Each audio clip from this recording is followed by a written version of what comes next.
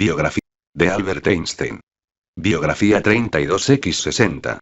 Einstein completa la teoría del campo unificado, informaba el New York Times el 23 de enero de 1931, con muy pocos indicios de que aquella fuera ni la primera ni la última vez que se producía tal anuncio. Y de nuevo el 26 de octubre del mismo año. Einstein anuncia una nueva teoría del campo. Por fin, el mes de enero siguiente, Einstein acabaría admitiendo ante Pauli: después de todo tenías razón, canalla. 899 y así pasarían otras 2 décadas. Ninguna de las propuestas de Einstein se traduciría jamás en una teoría del campo unificado que se revelara fructífera. De hecho, con los descubrimientos de nuevas fuerzas y partículas, la física se fue haciendo cada vez menos unificada. En el mejor de los casos, el intento de Einstein se justificaba por el débil elogio del matemático francés Élie-Joseph Cartan en 1931. Aunque su intento no tenga éxito, nos habrá obligado a pensar en las grandes cuestiones que constituyen los fundamentos de la ciencia. 900 Einstein, su vida y su universo. www.librosmaravillosos.com. Walter Isaacson. 456. Preparado por Patricio Barros. Los grandes debates de Solvay, 1927 y 1930. La tenaz acción de retaguardia que libraba Einstein contra el ataque de la mecánica cuántica llegó a su apogeo en 2 memorables congresos Solvay en Bruselas. En ambos asumió un papel provocador, tratando de socavar la nueva opinión predominante.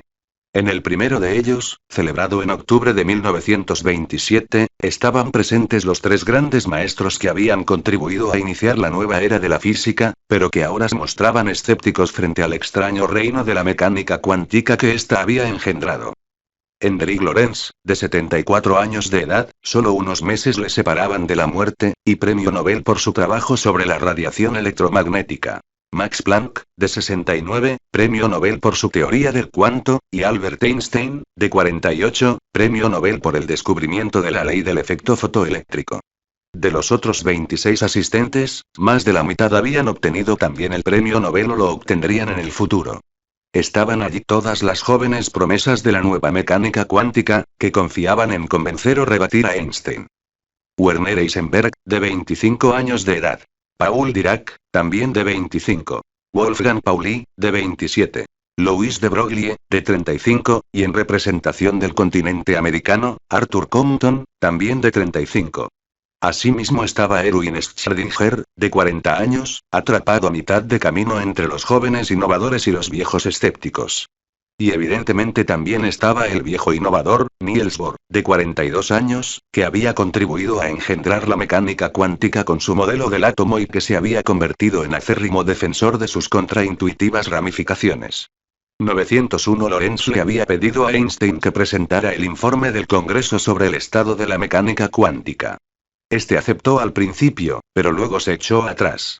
Después de darle muchas vueltas, he llegado a la conclusión de que no estoy capacitado para realizar dicho informe de una manera que Einstein, su vida y su universo. www.librosmaravillosos.com. Walter Isaacson. 457. Preparado por Patricio Barros corresponda al actual estado de cosas, dijo. Esto se debe en parte a que no apruebo el método de pensamiento puramente estadístico en el que se basan las nuevas teorías. Y luego añadía de forma bastante lastimera. Le ruego que no se enfade conmigo. 902 En su lugar, quien realizó la presentación inaugural fue Niels Bohr, que se prodigó en su descripción de todo lo que había aportado la mecánica cuántica. La certeza y la causalidad estricta, dijo, no existían en el reino subatómico. No había leyes deterministas, sino únicamente probabilidades y azar. No tenía sentido hablar de una realidad que fuera independiente de nuestras observaciones y mediciones. Según el tipo de experimento elegido, la luz podía ser onda o partícula. Einstein habló poco en las sesiones oficiales. Debo pedir excusas por no haber penetrado en la mecánica cuántica con la suficiente profundidad, admitió ya desde el primer momento. Pero durante las cenas y las discusiones prolongadas hasta altas horas de la noche y reanudadas de nuevo en el desayuno, entablaría un animado debate con Bohr y sus partidarios, aligerado por afectuosas bromas en tono a dioses que jugaban a los dados. No se puede elaborar una teoría a partir de un montón de quizá, recordaría posteriormente Pauli que había dicho Einstein. En esencia será errónea por mucho que resulte empírica y lógicamente correcta. 903. Las discusiones pronto se centraron en el duelo entre Einstein y Bohr acerca de si la teoría atómica, en su forma actual, podía considerarse o no la solución definitiva, recordaría por su parte Heisenberg. 904. Como les diría más tarde Ehrenfest a sus alumnos. Fue delicioso. 905. Einstein seguía presionando con inteligentes experimentos mentales, tanto en las sesiones como en las discusiones extraoficiales, destinados a probar que la mecánica cuántica no proporcionaba una descripción completa de la realidad. Trataba de mostrar cómo, por medio de algún artilugio imaginario, Einstein, su vida y su universo. www.librosmaravillosos.com. Walter Isaacson 458. Preparado por Patricio Barros. Sería posible, al menos conceptualmente, medir todas las características de una partícula en movimiento con toda certeza. Así, por ejemplo, uno de los experimentos mentales de Einstein hablaba de un haz de electrones que es proyectado a través de una ranura en una pantalla, para registrar luego las posiciones de los electrones al alcanzar estos una placa fotográfica. Einstein añadía varios elementos más, como un obturador que abría o cerraba la ranura instantáneamente, en su ingenioso intento de demostrar que en teoría podían conocerse con precisión tanto la posición como el momento. Einstein solía presentarse a desayunar con alguna propuesta de ese tipo, recordaría Heisenberg. Pero a él no le preocupaban demasiado las maquinaciones de Einstein. Ni tampoco a Pauli. Todo se arreglará, repetían, todo se arreglará. Pero Bohr solía enfurecerse y acabar mascullando entre dientes. Los miembros de este grupo solían dirigirse juntos a la sala de congresos, buscando el modo de refutar el problema de Einstein. Para la hora de cenar normalmente ya podíamos probar que sus experimentos mentales no contradecían las relaciones de incertidumbre, recordaría Heisenberg, y Einstein aceptaba la derrota. Pero a la mañana siguiente se presentaba a desayunar con un nuevo experimento mental, generalmente más complicado que el anterior. También este sería rebatido en la cena. En este tira y afloja, cada pelota que lanzaba Einstein era convenientemente devuelta por Bohr, que fue capaz de mostrar cómo el principio de incertidumbre, en cada caso, ciertamente limitaba la cantidad de información cognoscible sobre un electrón en movimiento. Y así durante varios días, diría Heisenberg. Al final, nosotros, es decir, Bohr, Pauli y yo, sabíamos que podíamos estar seguros del terreno que pisábamos. 906. Einstein, me avergüenzo de ti, le reprendió Ehrenfest, contrariado al ver que aquel estaba mostrando la misma terquedad frente a la mecánica cuántica que antaño habían mostrado los físicos conservadores frente a la Einstein, su vida y su universo. www.librosmaravillosos.com. Walter Isaacson 459. Preparado por Patricio Barros. Relatividad. Ahora él se comporta con Bohr exactamente como se habían comportado con él los paladines de la simultaneidad absoluta. 907. Los propios comentarios de Einstein realizados el último día del Congreso muestran que el principio de incertidumbre no era el único aspecto de la mecánica cuántica que le preocupaba.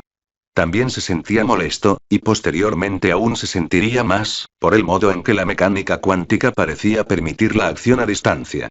En otras palabras, algo que le ocurriera a un objeto, según la interpretación de Copenhague, podía determinar instantáneamente cómo sería observado otro objeto situado en algún otro lugar. Según la teoría de la relatividad, las partículas separadas en el espacio son independientes. Si una acción que afecta a una de ellas puede influir de manera inmediata en otra situada a una determinada distancia, señalaba Einstein, en mi opinión esto contradice el postulado de la relatividad. Ninguna fuerza, incluida la gravedad, insistía, puede propagarse más deprisa que la velocidad de la luz.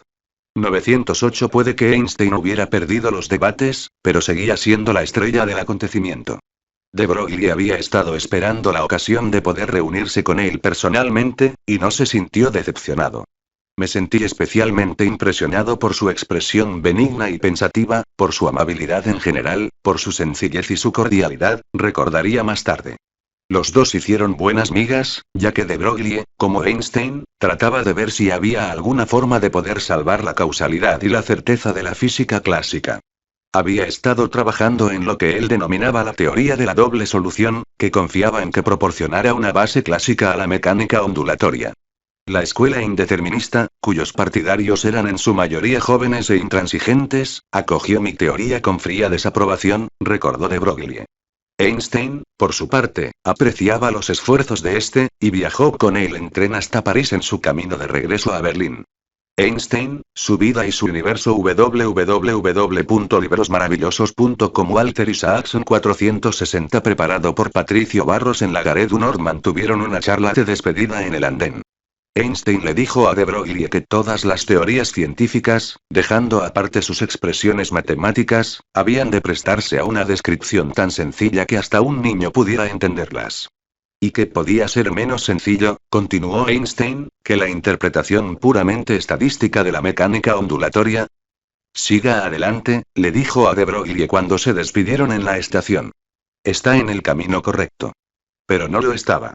En 1928 existía ya un amplio consenso en el sentido de que la mecánica cuántica era correcta, y de Broglie cedió y adoptó ese planteamiento. Einstein, en cambio, se mantuvo en sus 13 y siguió insistiendo en que no era posible que la interpretación puramente estadística de la mecánica ondulatoria fuera completa, recordaría de Broglie años después, no sin cierta reverencia. 909 De hecho, Einstein mantuvo la postura de un terco inconformista. Admiro el nivel superior de logros de la generación más joven de físicos que se conocen con el nombre de mecánica cuántica, y creo en el profundo nivel de verdad de esta teoría, diría en 1929, al aceptar la medalla Planck de manos del propio Planck. Pero, y siempre habría un pero en cualquier declaración de apoyo de Einstein a la teoría cuántica, creo que el restringirla solo a leyes estadísticas será algo pasajero. 910 Se habían sentado las bases, pues, para un enfrentamiento aún más drástico entre Einstein y Bohren Solvay, esta vez en el Congreso de octubre de 1930.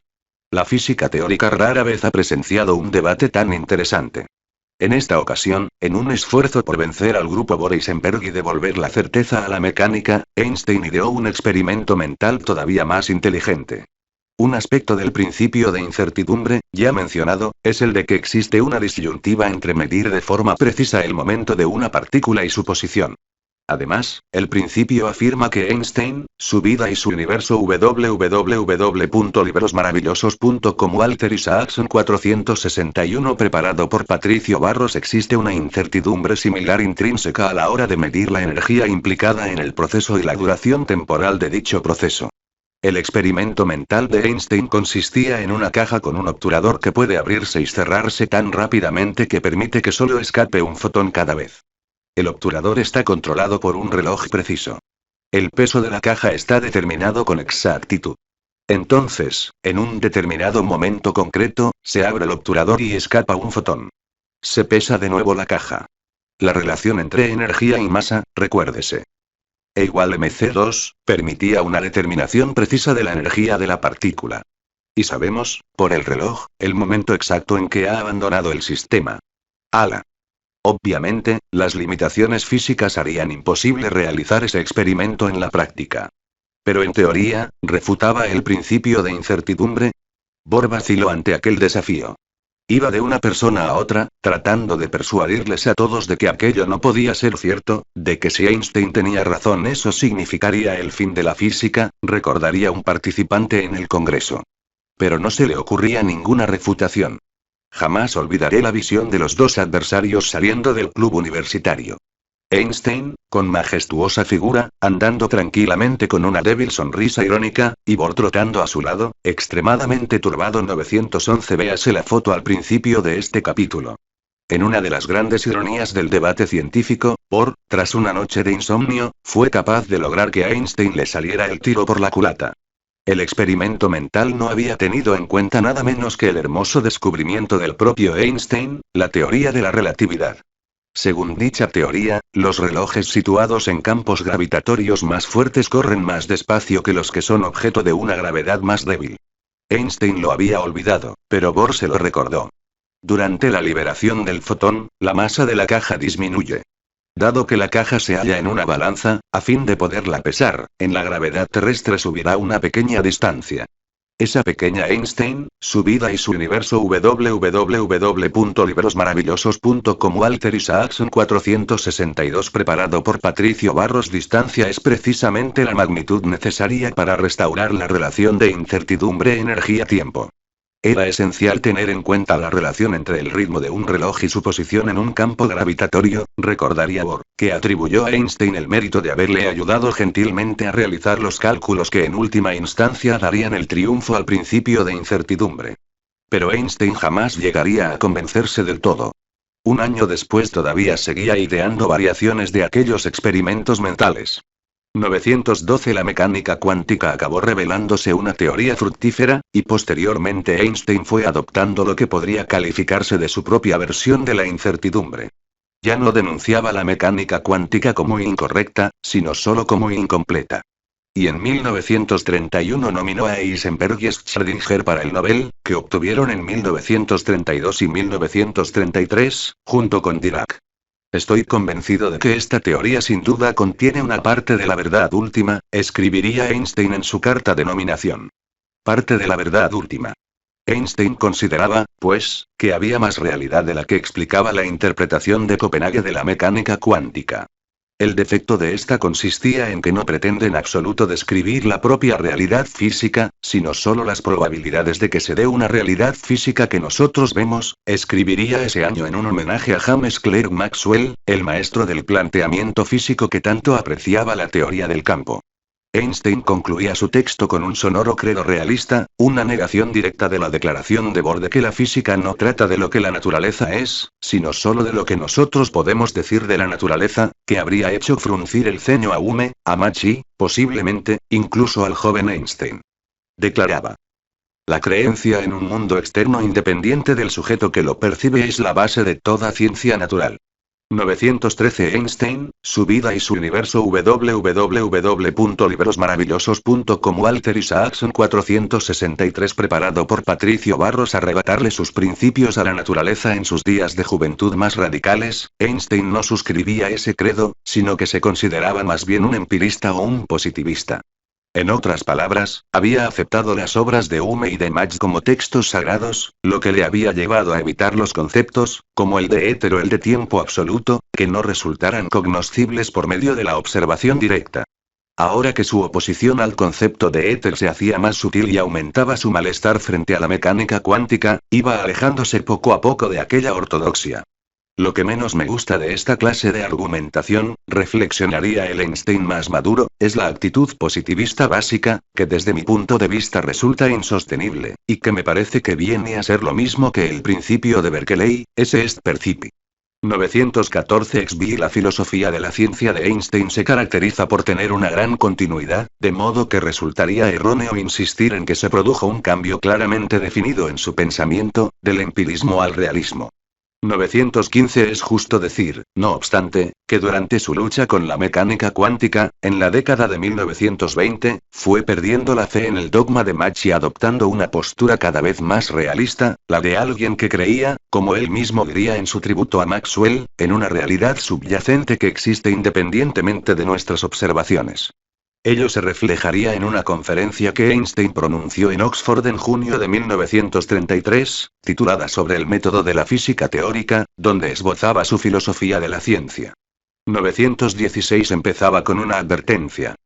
Para comprender realmente los métodos y la filosofía de los físicos, decía, no escuchen sus palabras. Fijen su atención en sus obras.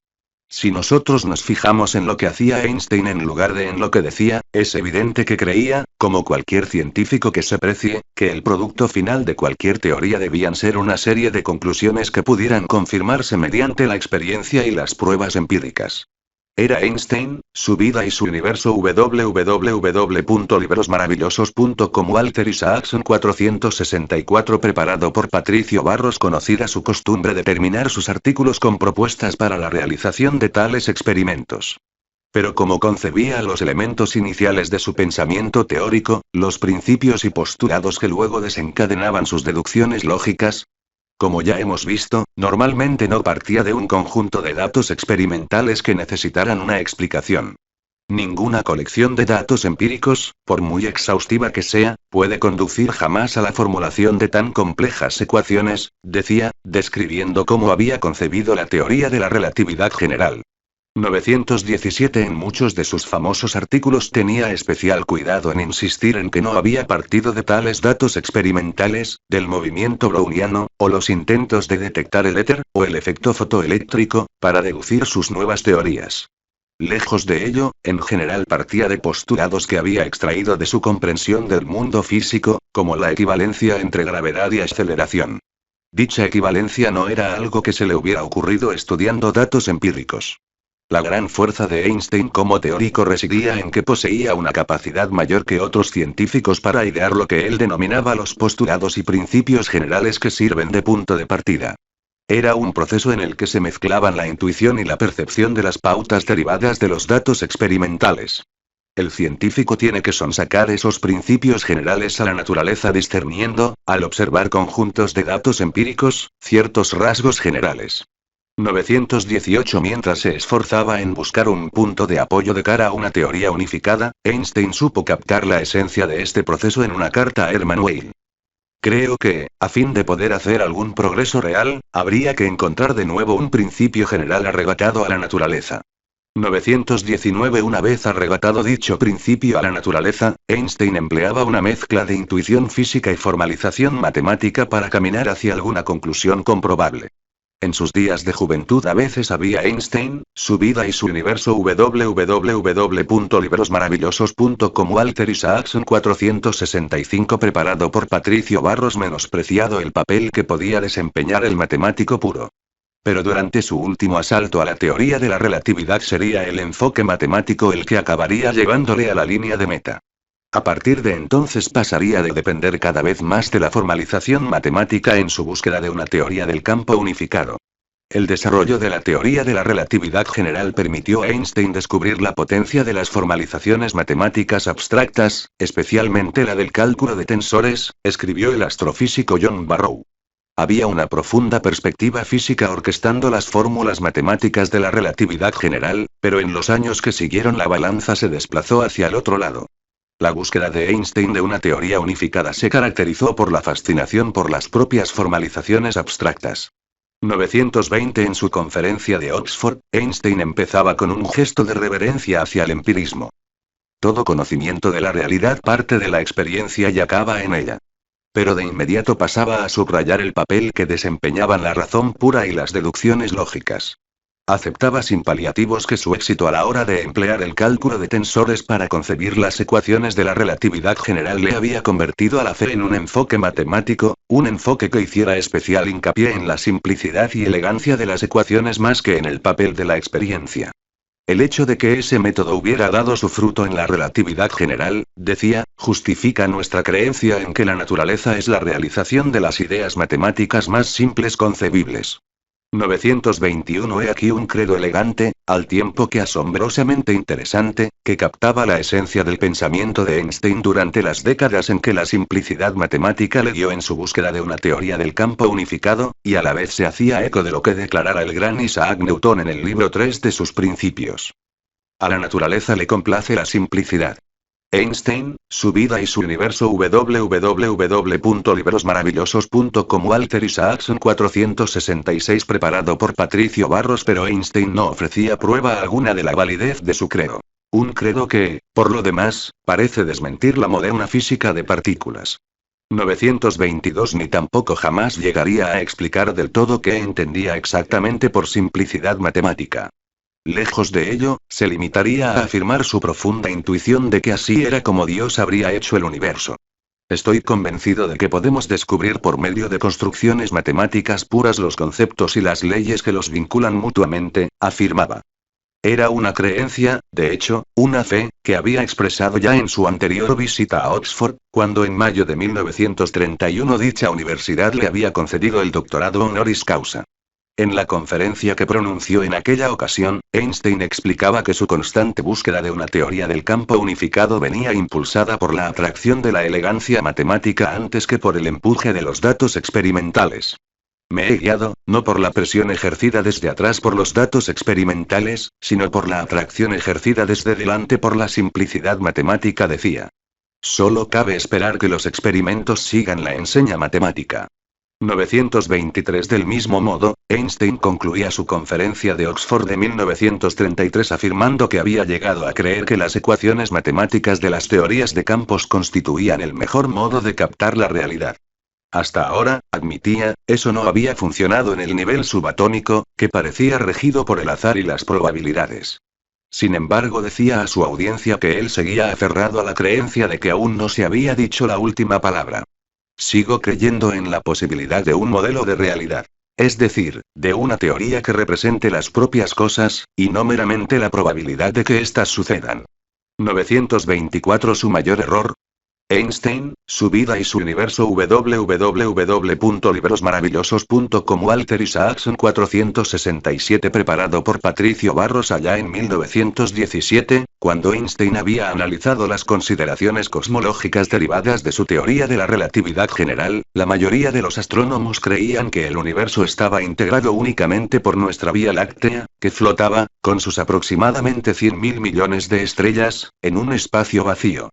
Parecía ser asimismo un universo bastante estable, con estrellas que iban de un lado a otro, pero que no se expandían hacia afuera o se colapsaban hacia adentro de una manera perceptible. Esto había llevado a Einstein a añadir a sus ecuaciones de campo una constante cosmológica que representaba una fuerza repulsiva, véase el capítulo 11, inventada para contrarrestar la atracción gravitatoria, la cual, en el caso de que las estrellas no se alejaran unas de otras con el suficiente impulso, acabaría agrupándolas a todas. Pero entonces se produjeron una serie de asombrosos descubrimientos, a partir de 1924, de la mano de Edwin Hubble, un pintoresco y simpático astrónomo que trabajaba con el telescopio reflector de 2,5 metros del observatorio Monte Wilson, situado en las montañas del norte de Pasadena, en California. El primero fue que la borrosa imagen conocida como nebulosa de Andrómeda era en realidad otra galaxia, más o menos del tamaño de la nuestra, situada a casi 1 millón de años luz. Hoy sabemos que en realidad se halla a más del doble esa distancia. Hubble no tardó en descubrir al menos otras 2 docenas de galaxias todavía más distantes, actualmente se cree que hay más de 100.000 millones de ellas. Luego Hubble realizó otro descubrimiento aún más asombroso. Midiendo el desplazamiento hacia el rojo de los espectros de las estrellas, que es el equivalente en las ondas luminosas al efecto Doppler en las sonoras, se dio cuenta de que las galaxias se alejaban de nosotros. Había al menos 2 explicaciones posibles para el hecho de que las estrellas distantes de todas direcciones parecieran alejarse de nosotros. 1. Porque nosotros éramos el centro del universo, algo que desde los tiempos de Copérnico solo creen los colegiales. 2. Porque toda la métrica del universo se expandía, lo que Einstein, su vida y su universo. www.librosmaravillosos.com. Walter Isaacson 468. Preparado por Patricio Barros significaba que todo se extendía en todas direcciones, de modo que todas las galaxias se alejaban unas de otras.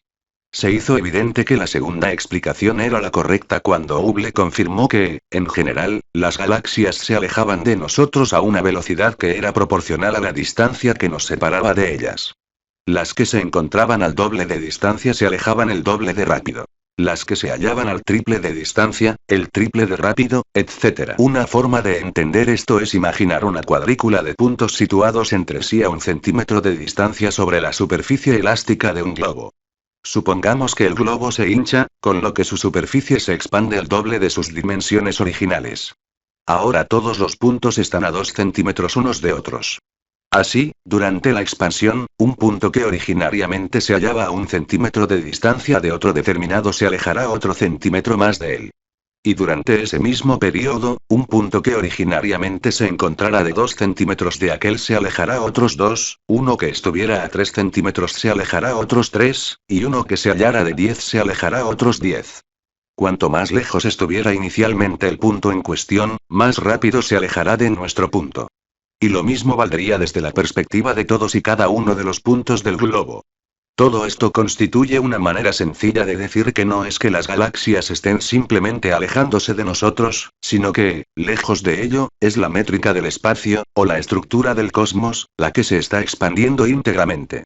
Para hacernos una idea de esto en 3 dimensiones, imaginemos que los puntos son pasas en un pastel que está en el lomo expandiéndose en todas direcciones. En su segundo viaje a Estados Unidos, en enero de 1931, Einstein decidió acudir a Monte Wilson, casualmente situado de camino al Instituto Tecnológico de California, la institución que había ido a visitar, para verlo por sí mismo. Él y Edwin Hubble remontaron la serpenteante carretera en un Einstein, su vida y su universo www.librosmaravillosos.com. Walter Isaacson 469 preparado por Patricio Barros, reluciente automóvil de turismo de la marca Pierce Arrow. Arriba les esperaba el ya anciano y achacoso Albert Michelson, famoso por su experimento del éter. Era un día soleado, y Einstein jugó alegremente con los diales e instrumentos del telescopio. A Elsa, que le acompañaba, le explicaron que aquel equipamiento se empleaba para determinar el alcance y la forma del universo. Se dice que ella respondió: bueno, mi marido lo hace en el dono de un sobreviejo. 925. La evidencia de que el universo se expandía se presentó en la prensa popular como un desafío a las teorías de Einstein. Era un drama científico, que cautivó la atención de la opinión pública. Biografía generada por Biografías en español.